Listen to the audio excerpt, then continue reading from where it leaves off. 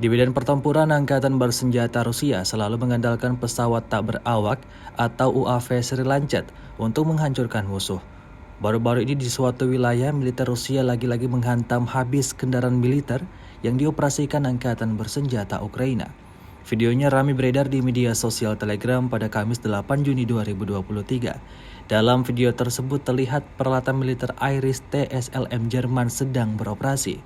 Melihat itu, pasukan Rusia tidak tanggung-tanggung, lepaskan drone Lancet dan langsung menghantam target hingga meledak dan hancur berkeping-keping, seperti yang terlihat dalam rekaman.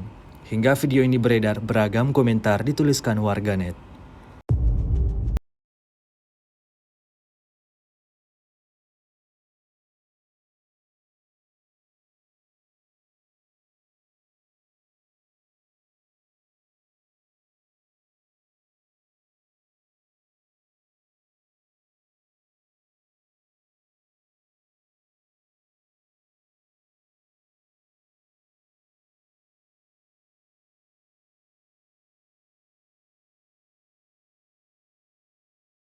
Положение 103 активистов.